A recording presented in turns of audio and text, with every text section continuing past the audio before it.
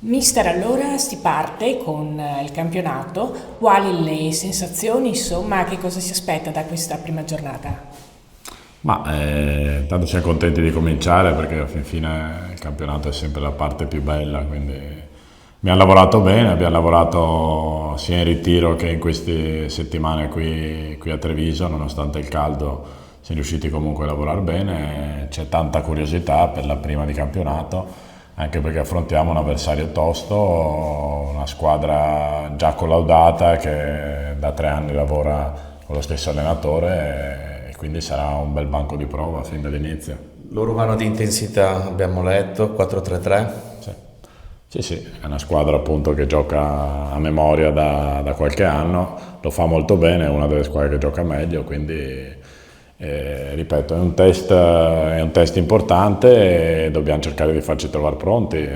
Abbiamo preparato la partita in settimana, secondo me ci siamo preparati bene anche con gli allenamenti, quindi siamo curiosi e vogliosi di iniziare al meglio. Fattore sintetico? Ma anche quello è un aspetto da non sottovalutare, anche perché appunto il sintetico è sempre una superficie che dà altri rimbalzi, che dà anche più velocità, esatto, e quindi niente, dovremmo essere bravi, ripeto, a interpretare bene la partita anche nei particolari, e questo è un particolare, il campo sintetico, e quindi niente dai, ci siamo preparati al meglio e serve sicuramente un gran Treviso per portare via punti da Trento. Ecco, in particolar modo dagli avversari chi teme di più o, se non proprio temere, quali sono, diciamo, gli elementi a cui prestare maggiormente attenzione della squadra avversaria?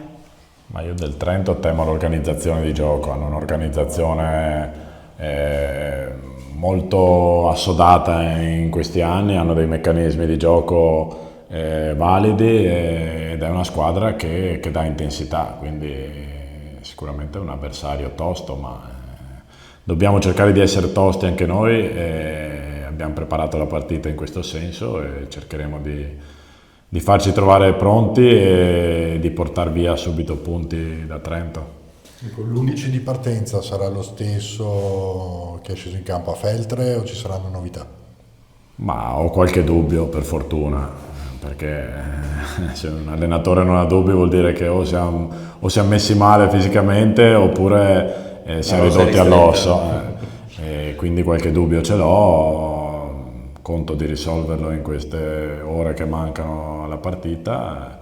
Comunque ho visto una squadra concentrata, ho visto una squadra in cui tutti sono coinvolti e con i 5 cambi sicuramente è un aspetto importante da non sottovalutare. Avete acquisito un nuovo centrocampista, che impressioni le ha fatto? Ecco, come si può inserire per dare il massimo alla causa del Treviso?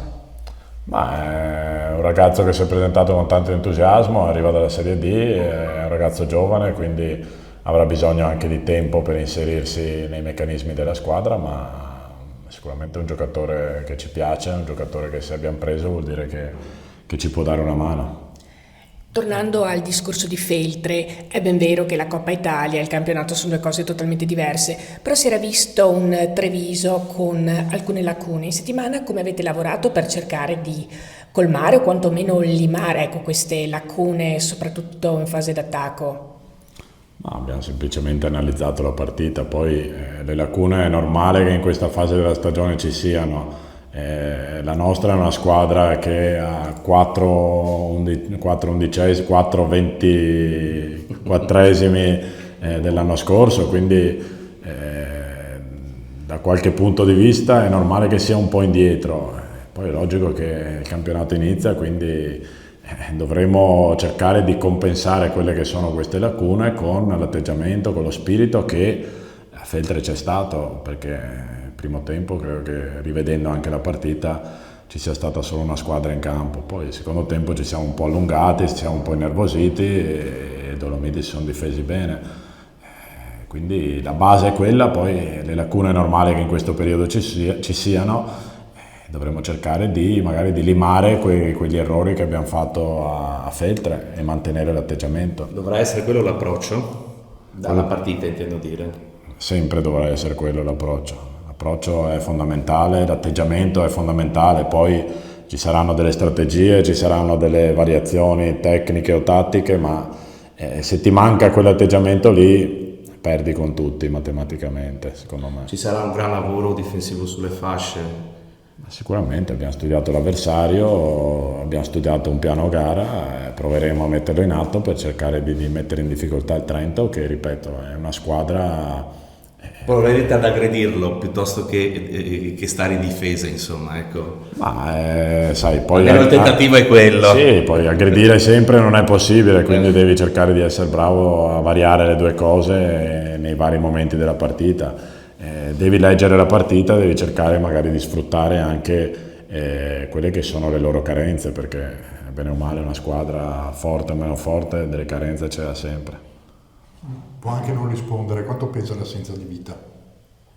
In questo momento è un giocatore che pesa come pesa quella di Artioli, quindi come sempre gli infortuni avvengono sempre in un reparto specifico, ci mancano due giocatori importanti, purtroppo Artioli non ce l'avremo per tanto tempo, Vita un po' meno, però comunque sono assenze importanti.